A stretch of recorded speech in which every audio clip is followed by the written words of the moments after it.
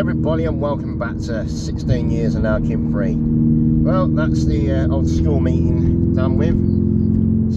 I saw them both quickly yesterday, and then I saw Leah today. Hopefully it's got it all sorted, and and then we go from there. But the point of this video is not to talk about my children, even though I do love them very, very much, and it is so beautiful to see them. It is to show all my lovely people that I've met along the way how truly flat the Romiley Marsh is. Now I'm in Kent at the moment. I've just come out of Lydd, and I'm going all the way to Rye, and you will see, you know, when people say, oh, you know Norfolk's flat or this place is flat, I will show you flat.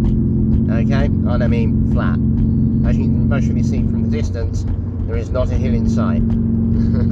And this will go on for quite some time, so bear with me.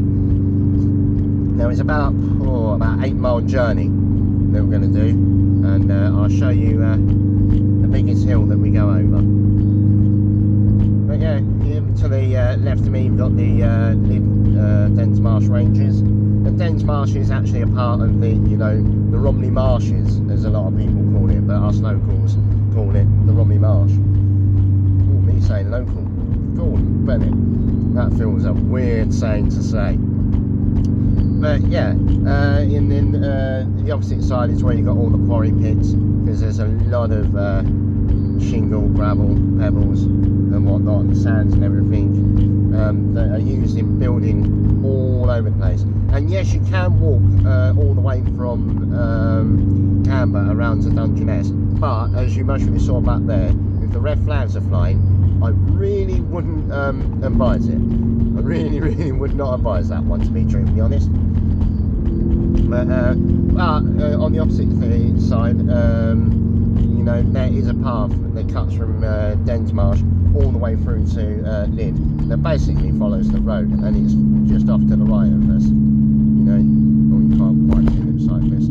Oh no, you've got cyclists that are now going to go on the road, which is a real bugbear of mine. They've got a perfectly well-made cycle path there, and they still choose to use the road. And there's one of the red flags I was talking about, and you'll see them all over the place. And as you can see, the massive hills that I'm having to go up and down, it does feel quite strange not going up and down hills, really. Oh, and watch out for the potholes. There is a pothole, but in defence of the roads around here, I know there's not a lot of traffic at the moment, but the sheer weight and density of the traffic that you get in the southeast is, is mind-blowing, and you get these lovely lumps. Going back the other way makes it bounce a bit. I forgot about that one when I came through yesterday. Another pothole. Yes, as you can tell, William's struggling to get up these massive hills that you can see. It's comical to be back here and to see how flat the Romiley Marsh is. Way up, here's a hill. Did you see it? Did you see it? Oh, I don't know what's gone wrong with my that went all weird then. That was quite strange. I don't know how long he was doing that for. Oh well. Hopefully it made somebody sick. Or actually, be careful in a minute. We might get a bit of a nosebleed and ears start popping from the altitude of the hill we're about to face around here. Just around this corner. Honestly, it's a massive one. Honestly, can you see it? Can you see it? Here we go. And here it is.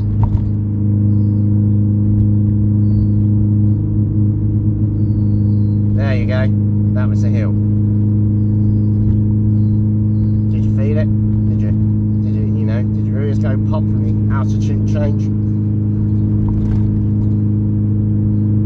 And that's basically where we've just come up a little bit higher, where you can see the houses and everything that side are actually below the sea level. Yeah, that's how low the Romiley Marsh is. It's below the sea level. And then you've got this massive car park up here that you can park up in. You'll see a camper down the other end. You can park up here, but be warned, the wind does predominantly come from the coastal side, the west side, and if it does get really rough, the foam and everything do come over the side. And if you really want, you can do some kite surfing around here, because you've got a kite surfing centre. So there's a fair bit to do. Got an old flag flying. I have no idea what that flag means. I should do, but I don't.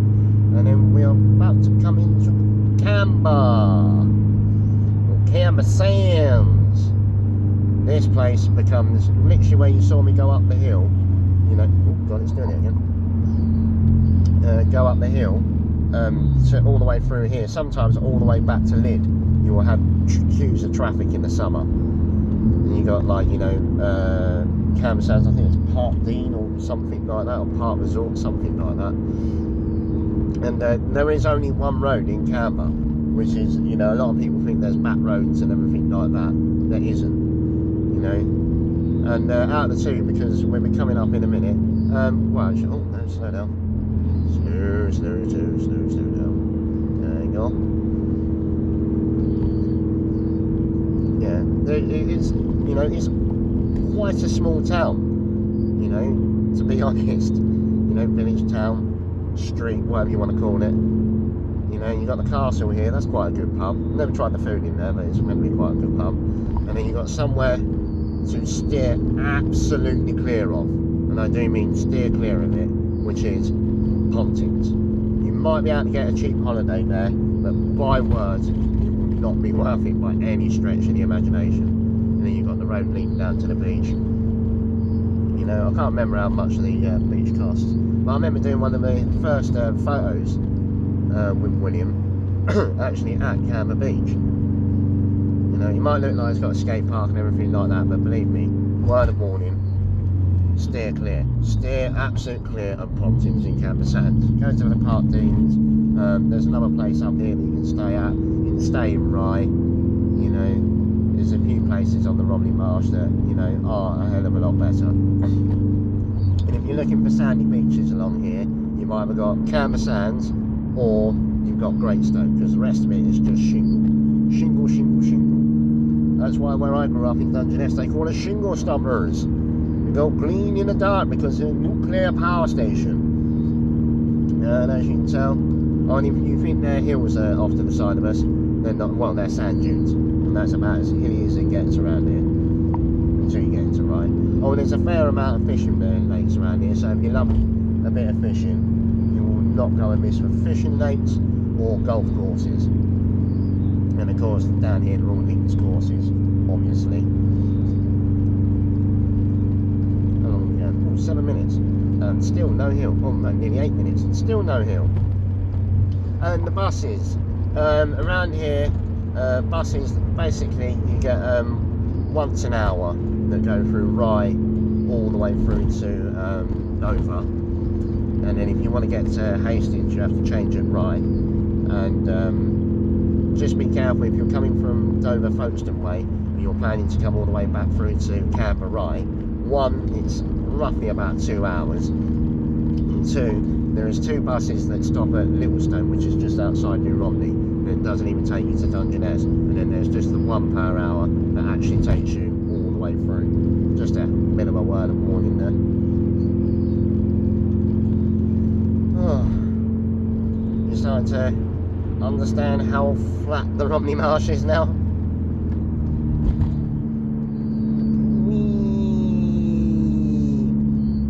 These roads are fun to drive when there's no tourists on it. God, I can't believe I'm saying that. I've been nothing but a tourist for the last year. Then again, I think I've become a local to the British Isles, to be honest. You know, I've taken in so many customs and ways of thinking. It's quite unreal. I don't even know if I've got my Kentish accent back yet. Maybe other people can tell me. Ooh, another big bend. Watch out, tourists. You might skid off here. Whoa.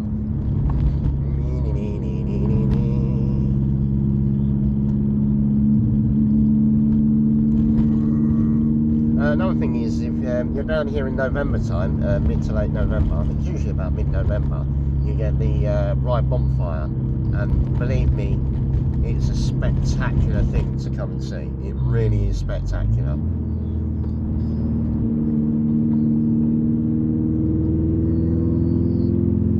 Oh no, no hill. Come on, William, speed it up.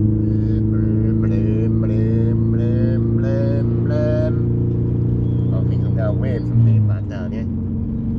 I've got the marsh madness coming back into me. I haven't seen too many people that I actually know, which is quite strange. But then again, I only turned up yesterday, about 4ish, so one of those things.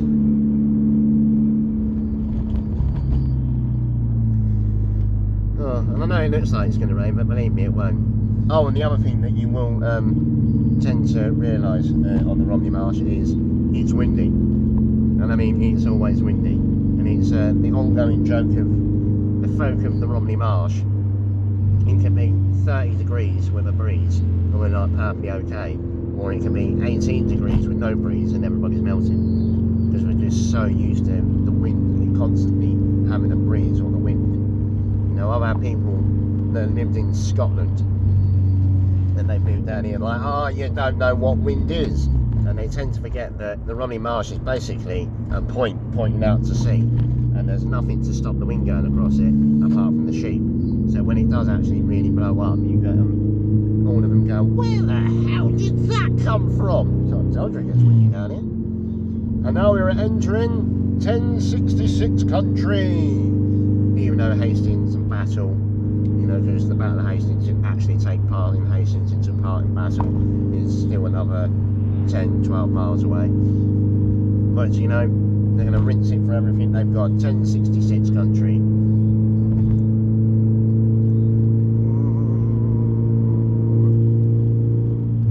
But as I said before, the pubs around here, the architecture of the pubs where they've kept it all quite old and not messed about trying to make them modern and whatnot is, something to behold of. I do give that, especially in this area of the southeast, we've got like 14th century pubs, 15th century pubs. Only problem is if you're quite tall, you're not going to like it all that much, or you're going to end up with a headache that isn't a hangover. Somebody there with extremely white boots on. Wellies, wellies. No, white socks and white trainers in black trousers. Maybe that's a fact. Oh, watch out, we're going over the bridge. Woohoo! That's the River Rother. Oh, I remember that. That's remember that. That actually goes into the Royal Military Canal, which is one of the reasons it doesn't flood all that much around here. Gosh, some bits have changed. There used to be a car garage over there. My word. There you go. And next to us is a hill. It's me concentrating and trying not to crash into the back of someone. You've got your bowls green and everything like that. But yeah. But even, I've got the hill right next to me, but all the way around it is completely flat. Right is one of the Sinkport towns, and that's something that you could try and venture and figure out when you come down here, if people do come down here. Lumberyard that's been there since time immemorial.